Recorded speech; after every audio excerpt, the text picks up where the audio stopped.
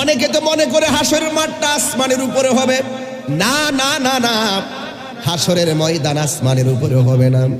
এখন বলবেন হুজুর, বিশ্বে তো অনেক দেশ আছে, কোন দেশের মধ্যে হাসরের ময়দানটা আল্লাহ সাজাবে? হাদিস খুলে দেখেন, ওই হাদিসের ভিতরে শাম সিরিয়ার কথা বলা হয়েছে। ওই জায়গার ভিতরে আমার আল্লাহ হাসরের ময়দানটা সাজাবে, যেই দেশের জন্য আল্লাহর হাবিব দোয়া করেছিলেন। কথা বলেন ঠিক কিনা? এ বন্ধু, ইতিহাস জানতে হবে। আল্লাহর হাবিব বলেন, ওই ময়দানে মানুষ যার যার জায়গা থেকে উঠবে। কেউ আগুন থেকে বের হয়ে যাবে, কেউ পানি থেকে বের হয়ে যাবে, কেউ মাটির নিচ থেকে বের হয়ে যাবে। হাঁটতে হাঁটতে তারা ওই ময়দানে যাবে। হাসরের ময়দানের মাঠ হবে একবার তামার মাঠ, নিচ দিয়ে এত শক্ত তামা, আর মাথার 8 বিঘা উপরে সুরমার কাঠিটা যত বড়, এত বড় পরিমাণ উপরে সূর্যটা থাকবে। এই সূর্যটা এমন ভাবে তাপ দিবে, ওই মাঠটা এমন গরম হয়ে যাবে। দুনিয়ার আগুনটা যত গরম, এর চাইতে 70 গুণ গরম সেই মাটি হবে। হাদিস শরীফে আমার নবী বলেন, দুনিয়ার জমিনে সন্তানের জন্য মায়ে এত পাগল, কিন্তু সন্তান যদি ওই মাঠে কোনো মা প্রসব করে, সেই দিন সন্তানের মায়া ভুলে যাবে। ওই মাঠের ভিতরে সন্তানের পেটের উপরে পা দিয়া মা দাঁড়াবে, এমন গরম হবে সেই মাঠ। সেই দিন জারজারিয়া নফসি, সন্তানের মায়া থাকবে না, মায়ের প্রতি সন্তানের মায়া থাকবে না।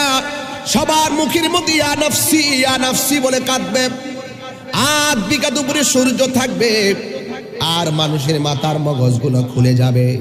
ভাতের মার যেমন করে টকবক করে পড়ে, মানুষের মগজগুলো ছিটে ছিটে ভাতের মারের মতন ছিটে ছিটে পড়বে।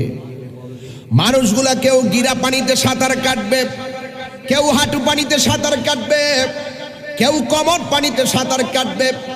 এই পানিগুলো কিন্তু মেঘনা নদীর পানি নয়, এই পানিগুলো খুয়াই নদীর পানির মতো নয়। এই পানিগুলো তৈরি হবে তোমার বডি থেকে। যার গুনাহ যেমন তার পায়ের নিচে পানি ঝরবে তেমন। আর এই পানিটা হবে দুনিয়ার আগুনের চাইতে 70 গুণ গরম। পোল্ট্রি মুরগি মেশিনের ভিতরে দিলে যেইভাবে চামড়া থেকে পাখাগুলো আলাদা হয়ে যায়, ঠিক এমন ভাবে তার হাড্ডি থেকে গোশতগুলো আলাদা হয়ে কঙ্কাল হয়ে যাবে। বিচারটাই শুরু হবে না। আমরা আদম নবীরে বলবো হিসাবটা শুরু করেন, ইব্রাহিম নবীরে বলবো হিসাব শুরু করেন, কিন্তু কেউ আল্লাহর কাছে বলার সাহস পাবে না, আল্লাহ হিসাবটা শুরু করো। 50,000 বছর পর্যন্ত মানুষ ওই ময়দানে দাঁড়ায়া থাকবো, জবানের মধ্যে শুধুমাত্র ইয়া নাফসি বলে কাঁদবো। যুবক, আমার দুনিয়ার মানুষ বড় স্বার্থপর। আমার